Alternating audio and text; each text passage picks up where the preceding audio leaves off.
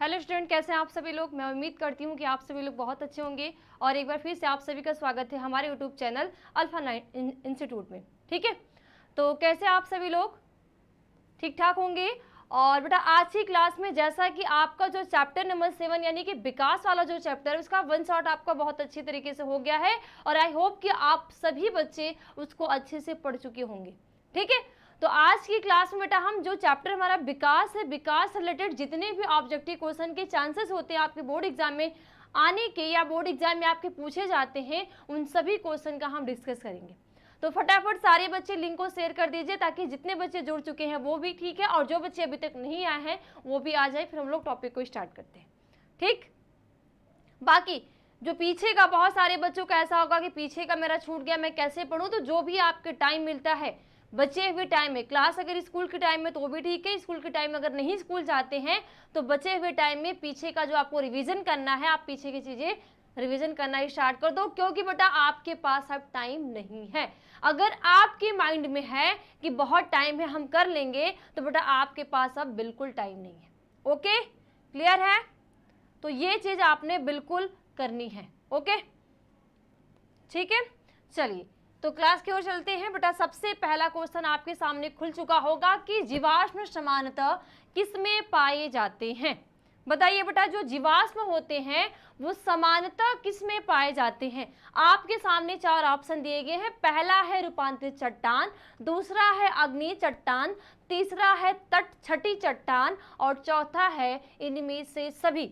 तो बताइए फटाफट सारे बच्चे कमेंट में ऐसा लिखिए कि जीवाश्म समानतः किसमें पाए जाते हैं। जो जीवाश्म होते हैं, देखो जीवाश्म वे होते हैं जो हमें जमीन से है ना किसी न किसी जो अवशेष होते हैं जिसका हमें पता चलता है ना।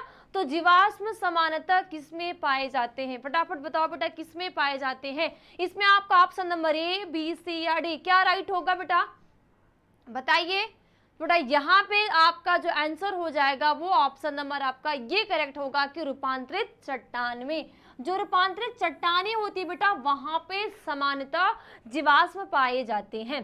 ठीक है, तो जितने भी बच्चे का ऑप्शन नंबर ये आया है वेरी गुड कि जो जीवाश्म समानतः किसमें पाए जाते हैं, तो वो पाए जाते हैं बेटा आपकी रूपांतरित चट्टान। रूपांतरित चट्टान का मतलब क्या है बेटा कि अगर मानो ये कोई चट्टान है ना, ये कोई भी चट्टान है तो ये धीरे धीरे धीरे इसका क्या हो रहा है बेटा, ग्रोथ ही हो रहा है ना, ऐसा नहीं कि कम हो रहा है। तो जो रूपांतरित चट्टान होती है उसी में ही जीवाश्म समानता पाए जाते हैं। Okay, very good. नेक्स्ट, पक्षियों तथा तितली का डैना कैसा अंग है। पक्षी का, ठीक है, पक्षी और तितली का जो डैना है वो कैसा अंग है, बताइए। एटाविस्टिक अंग है, अवशेषी अंग है, समजात अंग है या असमजात अंग है। बताइए बेटा क्या होते हैं जो पक्षी होते हैं तथा तितली जो होते हैं, तो पक्षी तथा तितली का जो डैना कैसा अंग है, तो आपका एटाविस्टिक अंग होता है या अवशेषी अंग होता है या समजात अंग होता है या असमजात अंग होता है। बताइए बेटा क्या होते हैं, कौन से ऐसे अंग होते हैं। तो ऑप्शन नंबर ए, बी, सी या डी राइट आंसर क्या होगा, बताइए फटाफट। ऑप्शन नंबर ए होगा, बी होगा, सी होगा या डी होगा या क ख ग घ, बताइए। तो यहाँ पे बेटा जो आपका राइट आंसर हो जाएगा वो क्या हो जाएगा, असमजात अंग। ठीक है, जो पक्षी होगी यानी कि जो क्या होते हैं बेटा एवीज वर्ग होते हैं ना, जो एवीज वर्ग होते हैं। और तितली किसके अंतर्गत आती है बेटा, इंसेक्ट के अंतर्गत। और ये इंसेक्ट किस संघ का प्राणी होता है बेटा, आर्थ्रोपोडा का। किसका, आर्थ्रोपोडा का प्राणी होता है ना। जितने भी इंसेक्ट आपके होते हैं वो सारे आर्थ्रोपोड्स होते हैं। ठीक है, तो पक्षी का तथा तितली का जो डैना अंग होता है वो असमजात होता है। क्या होते हैं, असमजात, इसलिए यहाँ पे ऑप्शन नंबर घ क्या होगा, करेक्ट होगा। नेक्स्ट, मनुष्य निम्नांकित में से किस ऑर्डर तथा किस कुल का सदस्य है, यानी कि यहाँ पे बेटा ऑर्डर पूछ रहा है, ठीक है, और किस फैमिली है ना, फैमिली, किस फैमिली का सदस्य है। बताइए जो मनुष्य, हम जो मानव हैं, तो मनुष्य निम्नांकित में से किस ऑर्डर का और किस यानी कि ऑर्डर का मतलब होता है बेटा हिंदी में इसको बोलते हैं गढ़, है ना। और फैमिली का मतलब होता है बेटा कुल। जैसे हम कहते हैं ना कि हम किस फैमिली से, हम किस कुल से, हमारा कुल क्या है, हमारी फैमिली क्या है ना। तो बताओ एंथ्रोपोइडी तथा पोगिडी से, या प्राइमेट्स तथा पोंगिडी से, या प्राइमेट्स तथा होमिनिडी से, या इनमें से कोई नहीं। तो बताइए बेटा यहाँ पे आपका राइट आंसर क्या होगा? बताइए बताइए कि जो मनुष्य है निम्नांकित में से किस ऑर्डर यानी किस गढ़ से और किस कुल यानी कि किस फैमिली से बिलोंग करता है, या किस गढ़ और कुल का सदस्य होता है। तो बेटा यहाँ पे आपका जो आंसर हो जाएगा वो क्या होगा? प्राइमेट्स तथा होमिनिडी। क्या होगा बेटा? प्राइमेट्स तथा होमिनिडी से के सदस्य से हम बिलोंग करते हैं। कौन बिलोंग करता है बेटा? हम जो मानव है।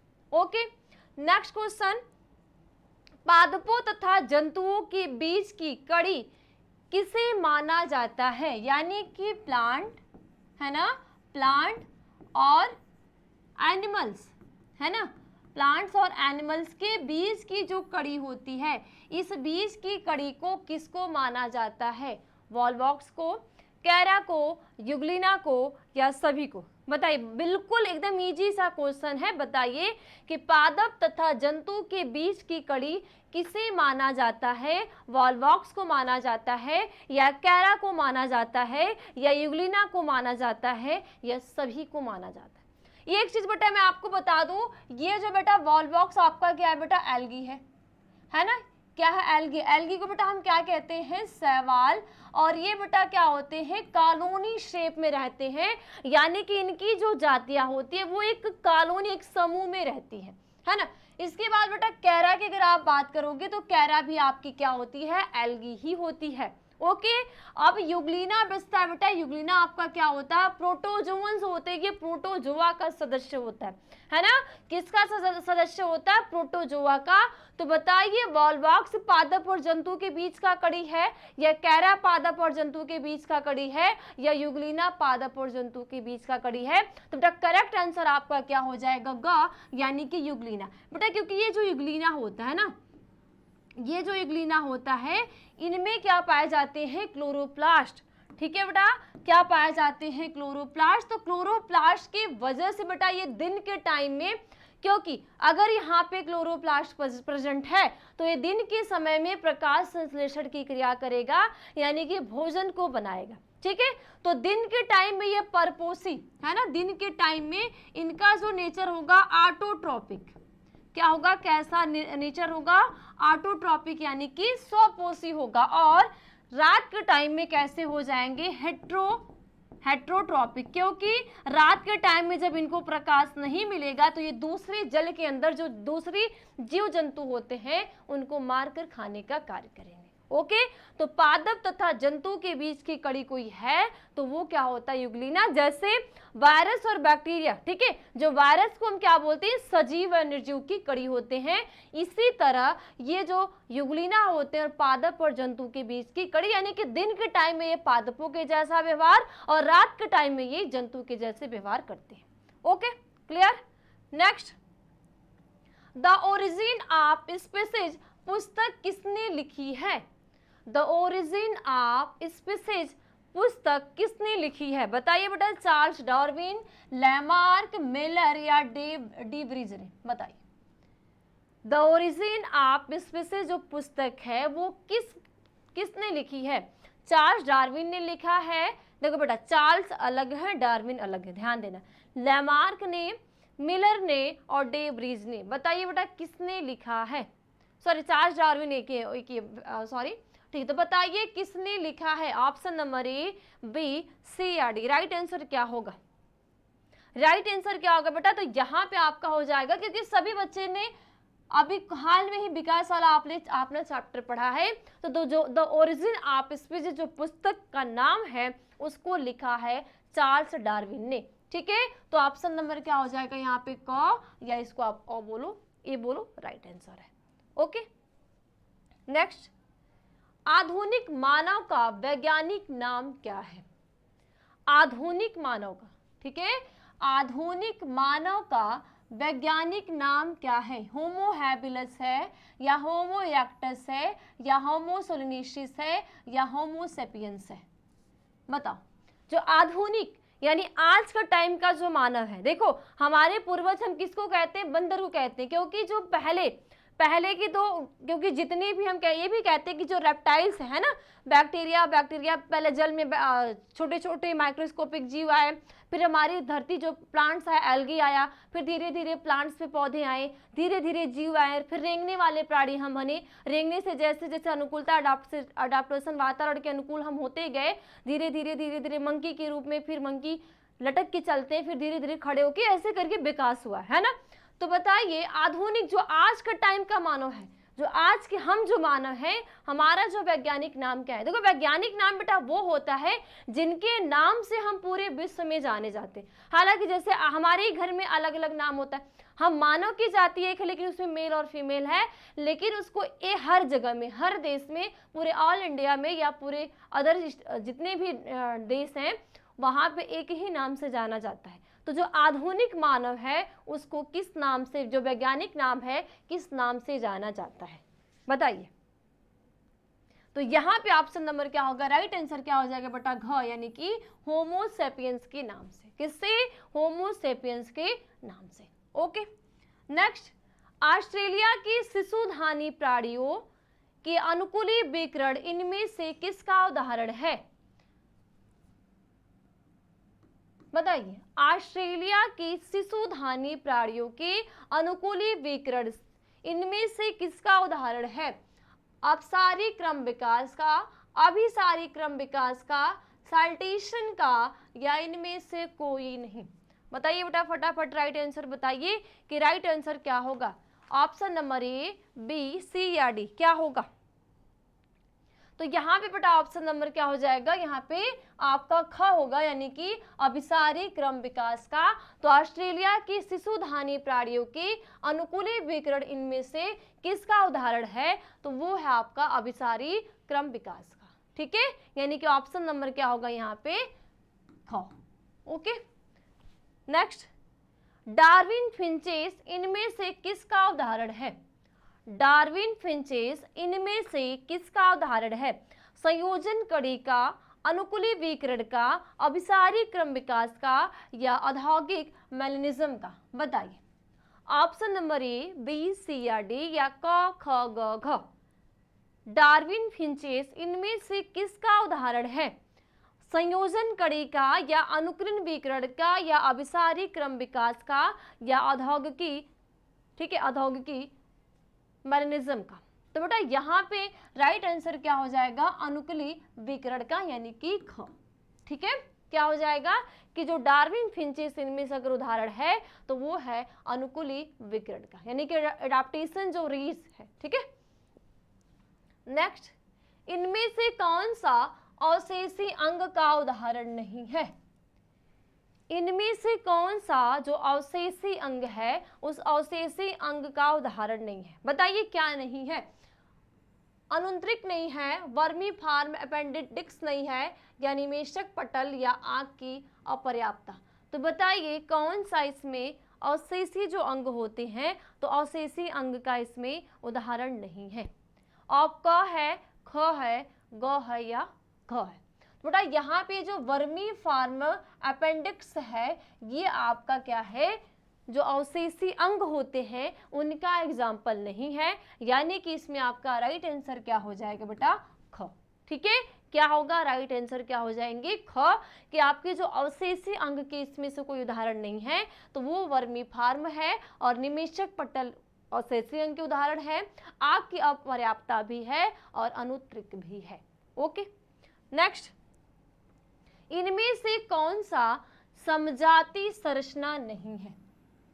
समजाति संरचना, तो व्हेल, चमगादड़, चीता एवं मानव के अग्रपाद की अस्थियां, या बोगन बेलिया एवं क्यूकब्रिटा के कांटे एवं प्रताने, या कशेरु की हृदय एवं मस्तिष्क, या पेंगुइन एवं डॉल्फिन के पक्ष? बताइए, तो इनमें से कौन सा समजाति संरचना नहीं है? क नहीं है, ख नहीं है, ग नहीं है, या घ नहीं है? बताइए फटाफट सारे बच्चे बताइए, यहाँ पे ऑप्शन नंबर ए है, बी है, सी है, या डी है? बताइए, कौन सा यहाँ पे राइट है? Option number A, B, C, D या डी तक है, बताइए। बेटा यहाँ पे आपका जो समझाती अंग संरचना नहीं होती है तो वो आपका होता है कशेरुकी की हृदय एवं मस्तिष्क, यानी कि कशेरुकी की वो होते हैं जो कॉर्डेट्स होते हैं, कॉर्डेटा, ठीक है, जो कॉर्डेटा होते हैं उनको हम कशेरुकी कहते हैं। तो इनका जो हार्ट होगा, है ना, क्या होगा, जो हार्ट होगा और इनका जो ब्रेन होगा वो क्या होते हैं, समजाती संरचना नहीं होते हैं, इसलिए यहाँ पे ऑप्शन नंबर सी या गो, ठीक। नेक्स्ट, एस एल मिलर किससे संबंधित है? एस एल मिलर एक वैज्ञानिक है, वो किससे संबंधित है? देखो कोई भी एक वैज्ञानिक होता है वो अपने अपने एक मत को देता है ना, कोई भी एक वैज्ञानिक है वो कहीं न कहीं अपने एक सिद्धांत को, अपने एक मत को, क्योंकि वैज्ञानिक का काम होता है नई नई चीजों का खोज करना, ठीक है। तो जो एस एल, ठीक है, कौन बेटा, एस और एल जो मिलर है वो किससे संबंधित है? बताइए किससे संबंधित है? जीवन की उत्पत्ति एवं विकास से संबंधित है, या विकासवाद के उपयोगों एवं अनुप्रयोगों के सिद्धांत से, या नव डार्विनवाद से, या नव लैमार्कवाद से? तो बताइए जो एस एल मिलर है ये किससे संबंधित है? तो क्वेश्चन नंबर 11 का राइट आंसर क्या होगा? तो आप सभी को पता है कि यहाँ पे ऑप्शन नंबर ये करेक्ट होगा, क्योंकि जो मिलर जी का प्रयोग था, ठीक है, स्टैनले जो मिलर हैं उन्होंने जीवन की उत्पत्ति के विषय में एक सिद्धांत दिया है, तो ये जीवन की उत्पत्ति एवं विकास से संबंधित है। हालांकि बहुत सारे ऐसे स्वतः जननवाद, कई सारे ऐसे था, लेकिन ये जो जीवन की उत्पत्ति एवं विकास यानी कि जो स्टैनले मिलर का प्रयोग था वो कुछ हद तक ये माना गया कि हाँ जो हम जीव आए हैं या धरती पे जो पहला जीव आया है, देखो अगर जीव है तो सेल्स है, तो धरती पे सबसे पहली जो सेल्स है वो प्रोकैरियोट्स है, और प्रोकैरियोट्स बेटा होते आपके बैक्टीरियास, और ये कहाँ आए थे, जल में आए थे, और इनका निर्माण जो हुआ था वो कार्बनिक अकार्बनिक पदार्थों से ही हुआ था, है ना। ऑर्गेनिक इनऑर्गेनिक जो कंपोनेंट होते हैं, जो तत्व होते हैं, उनसे ही इनका विकास हुआ था, और कहाँ हुआ था, जल में हुआ था, ठीक है। ये जीवन की उत्पत्ति में इन्होंने स्टैनले मिलर का सिद्धांत है, इसलिए क्या होगा, जीवन की उत्पत्ति एवं विकास से क्या है, ये संबंधित है, ठीक। नेक्स्ट, ड्रायोफिटिक्स इनमें किसके अधिक समान थे? जो ड्रायोफिटिक्स है ना, क्या है, जो ड्रायोफिटिक्स इनमें किसके अधिक समान थे? एप के, गोरिल्ला के, चिंपांजी के, या मनुष्य के? बताइए। क्वेश्चन नंबर 12 का राइट आंसर क्या होगा? एप के हैं, या गोरिल्ला के हैं, या चिंपांजी के हैं, या मनुष्य के हैं? तो बेटा यहाँ पे ऑप्शन नंबर क, यानी कि जो ड्रायोफिटिक्स थे, है ना, जो ड्रायोफिटिक्स थे वो एप्स के समान थे। किसके? एप के समान थे, इसलिए ऑप्शन नंबर ये क्या होगा यहाँ पे, क, यानी कि राइट आंसर होगा। नेक्स्ट, कार्बनिक या, ठीक है, कार्बनिक या जैविक विकास से पूर्व रासायनिक विकास हुआ था, इसकी अवधारणा किसके द्वारा दी गई है? कार्बनिक या जैविक विकास से पूर्व क्या हुआ था? रासायनिक विकास हुआ था, यानी कि केमिकल जो चीज है उनका विकास हुआ था, तो इसकी अवधारणा किसके द्वारा दी गई है? AI ओप्रिन तथा JBS के द्वारा, या चार्ल्स डार्विन द्वारा, या आर्हेनियस द्वारा, या बाप्टिस्ट लैमार्क द्वारा? बताइए। क्वेश्चन नंबर 13 का आंसर क्या होगा? कार्बनिक या जैविक विकास से पूर्व किसका विकास हुआ था? रासायनिक विकास हुआ था, तो इसकी जो अवधारणा दी थी बेटा वो कौन दिया था? AI ओप्रिन तथा JBS ने दिया था, ठीक है। तो ऑप्शन नंबर यहाँ पे क्या होगा? क होगा। नेक्स्ट, नई प्रजातियों के निर्माण का महत्वपूर्ण कारक है। नई प्रजातियों के निर्माण का महत्वपूर्ण कारक है, बताइए। जो नई प्रजातियां हैं, तो नई प्रजातियां जो निर्माण होती है उस निर्माण का मेन रीजन क्या होता है, मुख्य कारण क्या होता है? प्रतियोगिता होता है, उत्परिवर्तन होता है, विलगन होता है, या निरंतर विविधता होता है? बताइए क्या होता है? प्रतियोगिता, उत्परिवर्तन, विलगन या निरंतर विविधता। बताइए बेटा यहाँ पे आपके राइट आंसर क्या होंगे? ऑप्शन नंबर क, ख, ग, घ या ए, बी, सी, डी। बताइए फटाफट सारे बच्चे कमेंट पे आंसर लिखते जाइए, क्योंकि मैं सारे के आंसर दिखूंगी। तो प्रतियोगिता, उत्परिवर्तन, विलगन या निरंतर विविधता, बताइए क्या होगा? कौन सा इसमें राइट आंसर क्या होगा? देखो अपने आप को चेक करते हुए चलना, ये नहीं कि चेक करते हुए नहीं चलना, आपको चेक करते हुए चलना है कि नहीं आपने क्या पढ़ाई की है। और वापस से बोलूंगी अब टाइम नहीं है, अब सीरियस हो जाओ अगर 12th में हो तो, और आगे आपको सीओटी नीट एग्जाम देना है तो, क्योंकि आपका सीओटी में तो पूरा सिलेबस आपका 12th का भरा है, बायोलॉजी स्पेस बायोलॉजी के लिए है ना। और इसी तरह आपका जो नीट होगा तो नीट में भी 12th का सिलेबस आते हैं, तो आगे आपको एग्जाम देना है तो तैयार हो जाओ। और जो बीच बीच में जो बातें करके गप्पे मार रहे हो वो गप्पे मारना बंद करो, ठीक है? क्योंकि कुछ कामयाब जब हो जाओगे तो बहुत सारे गप्पे मारना है, बहुत सारी मौज मस्तियाँ करने हैं, और तुम्हें किसी से बोलने की जरूरत नहीं पड़ेगी, तुम्हारे पीछे लोग भागेंगे। आज जो तुम लोगों के पीछे भाग रहे हो, तो कभी जब अपने लाइफ में सक्सेस हो जाओगे तो तुम्हारे पीछे लोग भागेंगे, तुम किसी के पीछे नहीं भागोगे, ठीक है? तो बीच बीच में जो बातें आप लोग की बहुत बहुत बातें होती है ना, क्योंकि तो बंद करना। तो बताओ क, ख, ग, घ क्या होगा? ऑप्शन नंबर क, ख, ग या घ। बेटा 14 को जो राइट आंसर हो जाएगा वो क्या होगा? उत्परिवर्तन, यानी कि उत्परिवर्तन को हम कहते हैं म्यूटेशन। क्या बोलते हैं? म्यूटेशन कहते हैं। अब ये म्यूटेशन होता क्या है? ठीक है, ये म्यूटेशन जो होता है वो कहाँ पे होता है? जीन में। कहाँ होगा? जीन में होता है ना। अब जीन कहाँ है? जीन कहाँ पाए जाते हैं? क्योंकि जो हमारा क्रोमोसोम होता है उसमें होता है डीएनए, और डीएनए में ही क्या होते हैं? जीन, और ये बने होते हैं प्रोटीन के, ठीक है। तो इन्हीं क्रोमोसोम में, जीन में म्यूटेशन होता है, परिवर्तन होता है, जिससे नई प्रजातियों का निर्माण का एक महत्वपूर्ण कारक है। तो अगर नई प्रजाति के निर्माण का अगर कोई भी एक महत्वपूर्ण कारक होता है तो वो होता है उत्परिवर्तन। विलगन नहीं होगा, ना तो निरंतर विविधता यानी कि जो कंटिन्यू जो बायोडाइवर्सिटी पाई जा रही वो भी नहीं होगा, और ना ही प्रतियोगिता होगी। होगा क्या? म्यूटेशन या उत्परिवर्तन, ठीक है। एकिडीना है, एकिडीना है योजक कड़ी, अवशेषी अंग, विलुप्त कड़ी या इनमें से कोई नहीं। बताओ एकिडीना है, बताओ एकिडीना एक बड़ा एक प्रकार का जंतु है, तो ये क्या है? योजक कड़ी है, अवशेषी अंग है, या विलुप्त कड़ी है, या इनमें से कोई नहीं। तो बताइए ऑप्शन नंबर ए, बी, सी या डी क्या होगा? फटाफट बताओ कि जो एकिडीना होता है वो क्या होते हैं? योजक कड़ी होते हैं, अवशेषी अंग होते हैं, विलुप्त कड़ी होते हैं, या इनमें से कोई नहीं होते? बताओ।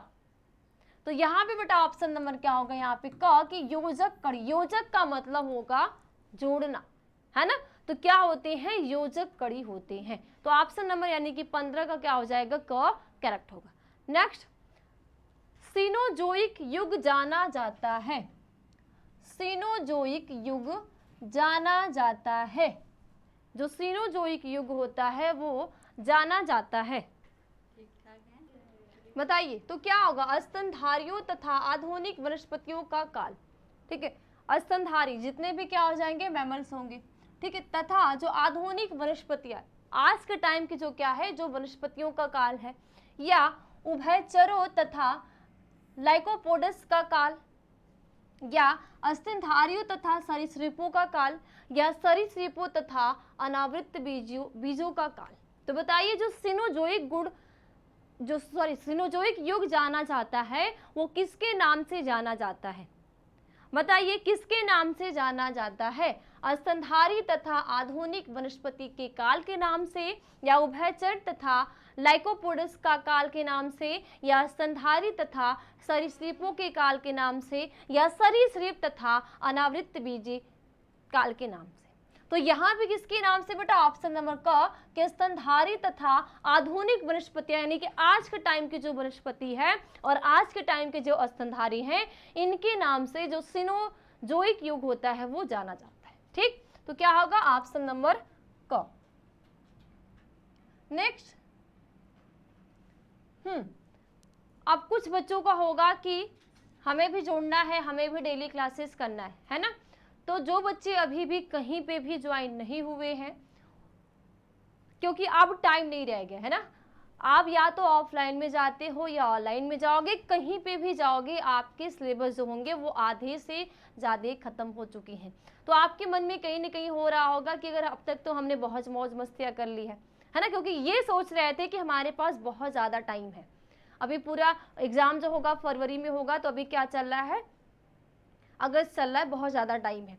तो उन सारे बच्चों को जो अभी कहीं पे भी ज्वाइन नहीं हुए हैं और उनको लगता है कि मेरी जो 12th की तैयारी है, जो बोर्ड एग्जाम की तैयारी है, बिल्कुल जीरो है, हमने अभी तक कुछ नहीं पढ़ा है, तो उन सभी बच्चों के लिए शिखर जो बैच है 2.0 स्टार्ट कर दी गई है। ठीक है, इसमें आपकी जो तैयारी एकदम जीरो से यानी कि चैप्टर 1 से स्टार्ट हो गई है, और ये बैच जो है ये भी स्टार्ट हो गई है, लगभग 1-2 चैप्टर यहाँ पे खत्म भी हो चुके हैं। बहुत सारे बच्चे जो यहाँ पे क्लास में होंगे वो भी इस बैच से ज्वाइन होकर पढ़ भी रहे होंगे, है ना। बहुत सारे ऐसे बच्चे होंगे जो एप्लीकेशन के बच्चे यहाँ पे पढ़ रहे हैं। ठीक, अब इसमें आपको दिया क्या जा रहा है बेटा, डेली लाइव क्लासेज है, लाइव डाउट क्लासेज है, ठीक है, क्लास नोट PDF है, ऑनलाइन वीकली टेस्ट है और स्टडी मटेरियल है। इसके साथ साथ जो कंप्लीट सिलेबस के सभी महत्वपूर्ण प्रश्न, मॉडल पेपर, गेस्ट पेपर और पिछले 5 साल का पेपर भी आप सभी से करवाए जाएंगे। तो जो भी बच्चा इच्छुक है, जो भी इस बैच में ज्वाइन होकर अपनी तैयारी को बेहतरीन बनाना चाहता है, अच्छे से अच्छे नंबर से आप पास होना चाहते हैं, तो आप हमारी शिखर बैच 2.0 जो बैच इससे ज्वाइन हो सकते हैं। और इससे ज्वाइन होने के लिए आपको अल्फा इंस्टीट्यूट प्रो ऐप को डाउनलोड करना पड़ेगा।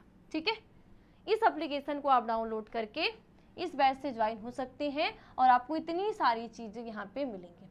अब कोई भी दिक्कत होती है आपको तो 9305771375 पे इस नंबर पे कॉल करके भी आप जानकारी ले सकते हैं, या यहाँ पे कॉल करके भी इस बैच से ज्वाइन हो सकते हैं। ठीक, तो जितने भी बच्चों का भी इस बीच में था कि नहीं भी हमें इस बैच में ज्वाइन होना है, हमें भी पढ़ना है, तो वो सारे बच्चे जो अभी तक नहीं ज्वाइन है, कहीं पे भी नहीं ज्वाइन है, तो अगर उनकी इच्छा है तो यहाँ पे ज्वाइन होके आप अपने तैयारी को बेहतरीन बना सकते हैं। ठीक है, चलिए आगे चलते हैं। अगला क्वेश्चन, मनुष्य के विकास की आयु किसके द्वारा मापी जाती है? ह्यूमन की।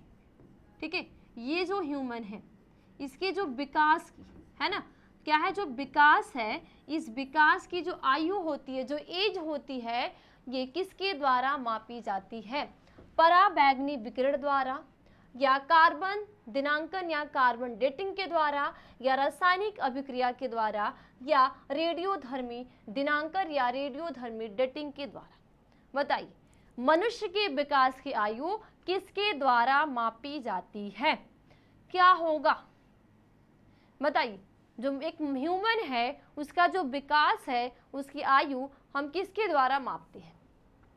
बताइए। क्वेश्चन नंबर 17 का राइट आंसर क्या होगा? फटाफट सारे बच्चे कमेंट में लिखो। सारे बच्चे देखो आंसर को कमेंट में लिखते जाओ।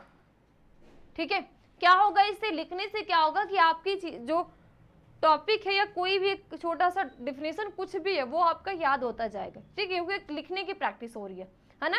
आप बोल बोल के याद करोगे वो जल्दी याद नहीं होगा, लेकिन आप 1 बार 2 बार 3 बार लिख के याद करते हो तो वो आपको बहुत जल्दी याद होता है।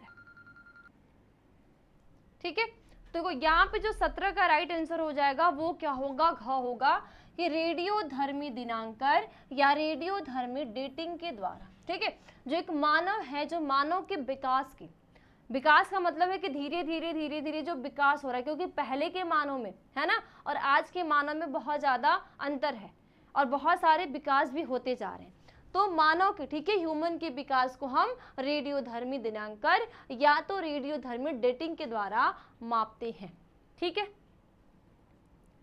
डायनासोर है जीवित सरीसृप, विलुप्त सरीसृप, आदिम सरीसृप या विलुप्त उभयचर?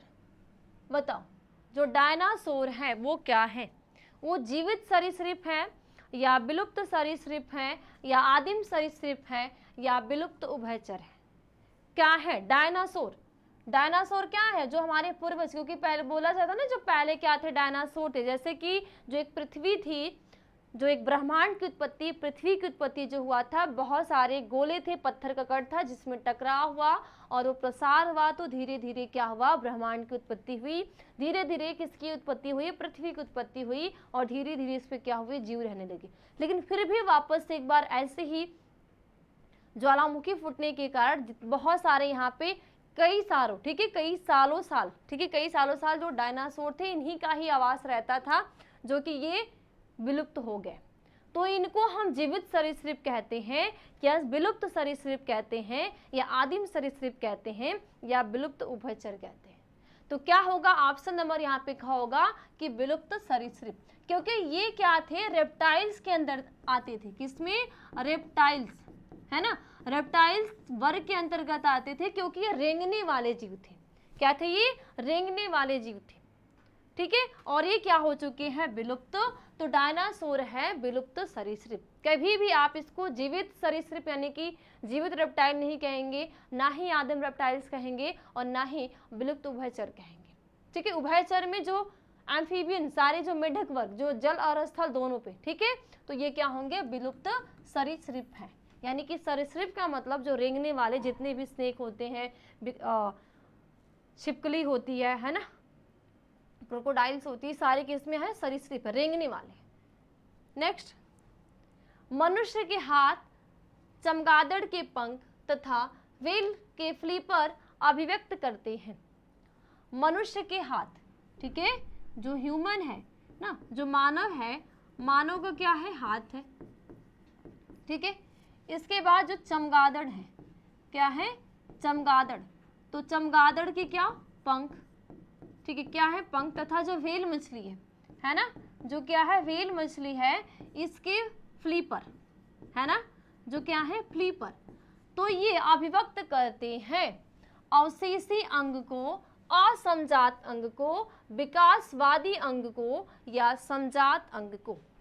तो बताइए ये किसको अभिव्यक्त करते हैं, जो मानव के हाथ है, चमगादड़ का पंख है और जो व्हेल मछली है उसका जो फ्लिपर है, ये अवशेषी अंग को अभिव्यक्त करते हैं या समजात अंग को या विकासवादी अंग को या समजात अंग को। बताइए किसको करते हैं, किसको करते हैं, बताइए। तो यहाँ पे ऑप्शन नंबर क्या होगा, घ, यानी कि समजात अंग को। किसको करेंगे, समजात अंग को, ठीक। नेक्स्ट, एडिना है, संयोजक कड़ी है, अवशोषी अंग है, विलुप्त कड़ी है या इनमें से कोई नहीं। बताओ, एक एडिना, ठीक है, क्या होगा, एक एडिना होगा यहाँ पे। तो ये क्या है, योजक कड़ी, अवशोषी अंग या विलुप्त कड़ी या इनमें से कोई नहीं। तो यहाँ पे क्या होगा, योजक कड़ी। नेक्स्ट क्वेश्चन, डोडो है, ठीक है, क्या, डोडो, डोडो है विलुप्त प्रजाति, है ना, क्या है, विलुप्त प्रजाति है या संकटग्रस्त प्रजाति है या आपत्ति प्रजाति है या इनमें से कोई नहीं। तो बताइए जो डोडो होती है, डोडो क्या है, विलुप्त प्रजाति है या संकटग्रस्त प्रजाति है या आपत्ति प्रजाति है या इनमें से कोई नहीं। तो यहाँ पे आंसर क्या होगा कि जो डोडो है विलुप्त प्रजाति है, क्योंकि अब क्या है, जो डोडो है ये विलुप्त हो चुकी है, ये अब नहीं है ना, क्या है, विलुप्त प्रजाति है, ठीक। नेक्स्ट, जीवाश्म सामान्यतः किसमें पाए जाते हैं।